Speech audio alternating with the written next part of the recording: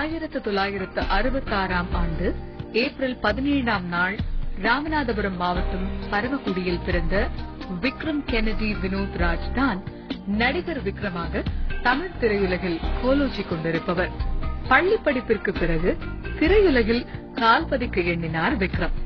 ஆனால் சினிமாவில் நடிக்க வேண்டும் என்று விரும்பி சென்னை வந்து சிறிய கதாபாத்திரங்களிலும் தொலைக்காட்சி தொடர்களில் மட்டுமே வாய்ப்பு கிடைத்து அதனால் மனமுடைந்து போன அவரது தந்தை விக்ரமின் ஆசைக்கு தடை போட்டார். தந்தை அடைய நினைத்த லட்சியத்தை தான் அடைந்து அவருக்கு பெருமை சேர்க்க வேண்டும் என்று நினைத்தார் விக்ரம். ஆனால் தான் சந்தித்த தோல்வியை தனது மகனும் சந்திக்க கூடாது என்று கருதிய அவரது தந்தை விக்ரமை கல்லூரியில் சேர்த்துவிட்டார்.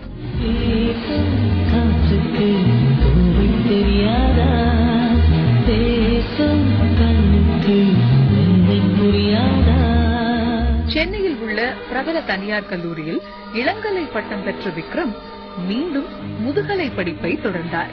தினமும் கல்லூரிக்கு இருசக்கர வாகனத்தில் சென்று வந்த அவர் ஒரு நாள் திடீரென எதிர்பாராத விதமாக விபத்தில் சிக்கி படுகாயம் அடைந்தார்.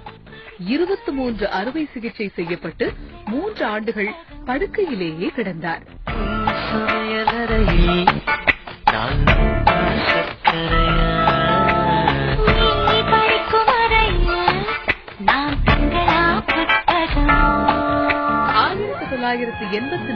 ஆண்டில் இயக்குனர் CV ஸ்ரீதர் அவர்கள் என் காதல் கண்மணி என்ற படத்தில் நடிக்க விக்ரமை ஒப்பந்தம் செய்தார். ஆனால் அதற்குள் விபத்தினால் பாதிக்கப்பட்ட அவர் விரைவில் அதில் இருந்து மீண்டு வந்து படத்தை முடித்துக் கொடுத்தார். 1990ஆம் ஆண்டில் அப்படம் வெளியானது. புது ரோட்டிலதான் நல்ல ரோட்டிலதான் நின்றாடும் வெள்ளி நிலவு. தொடர்ந்து ஸ்ரீதர் இயக்கத்தில் தந்துவிட்டேன் என்னை, PC ஸ்ரீராம் இயக்கத்தில் மீரா, SP முத்துராமன் இயக்கத்தில் காவல் கீதம் ஆகிய படங்களில் நடித்தும் விக்ரம் என்ற நடிகனை தமிழ் சினிமா கண்டுகொள்ளவில்லை. பொதுவாக சினிமாவில் நடிகராக உருவெடுத்து விட்டாலும் மிகப்பெரிய திருப்புமுனை இல்லாமல் மிளிர முடியாது. அந்த வகையில் விக்ரமுக்கு திருப்புமுனை கிடைக்க 9 ஆண்டுகள் பிடித்தது. 1990இல் ஹீரோவாக அறிமுகமான விக்ரமுக்கு 1999இல் வெளியான சேது படத்தின் மூலம்தான் உரிய அங்கீகாரம் கிடைத்தது. வார்த்தை தவறிவிட்டாய் கண்ணம்மா, மார்பு துடிக்குதடி, காற்றில் கலந்து விட்டாய் கண்ணம்மா, கண்கள் கலங்குதடி. சேதுவை தொடர்ந்து தில், காசி, ஜெமினி, சாமி, அந்நியன் படங்கள் மூலம் கமர்ஷியல் நடிகராகவும் தன்னை நிரூபித்தார். என்ன சொல்றா? அந்த ஆஞ்சி கொலையும் பண்ணதே நான் தான். வெளியே போகவிடா. ராவணன், தெய்வ திருமகள் போன்ற பல படங்களில் நடித்து திரையுலகில் தனக்கென தனி இடத்தை தக்க வைத்துக் கொண்டார். எனக்கு பாப்பா அப்பா அப்பா அப்பா அப்பா புதுசா பொம்மை கேப்பா, இனிமே ஆட்டமும் கொண்டாட்டமும் தூள் தூள் தாப்பா.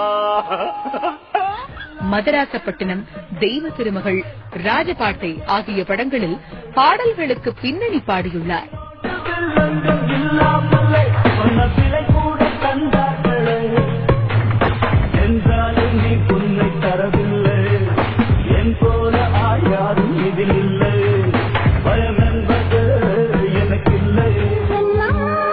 அமராவதி படத்தில் அஜித்துக்கும், காதலன் படத்தில் பிரபுதேவாவிற்கும் பின்னணி குரல் கொடுத்திருக்கிறார்.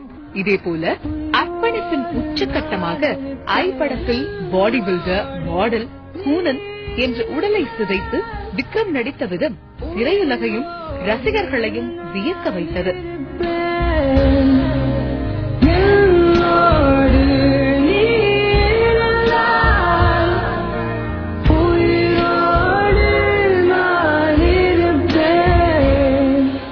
ஆனால் அண்மையில் அறிவிக்கப்பட்ட தேசிய விருதுகளில் விக்ரமிற்கு விருது கிடைக்காததால் ரசிகர்களும் திரையுலகினரும் ஏமாற்றமடைந்தனர். நடிப்பு மட்டுமல்லாமல் இதர சமூக பணிகளிலும் தன்னை ஈடுபடுத்திக் கொண்டிருக்கிறார் விக்ரம்.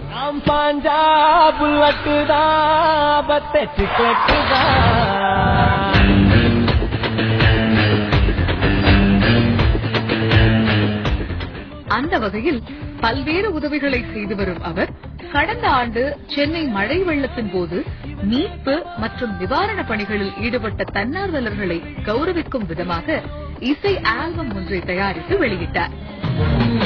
இடுப்பு ஒண்ணு, அது உடுப்பு ரெண்டு, அது வேணும் கடிச்சு தடுப்பு மூணு.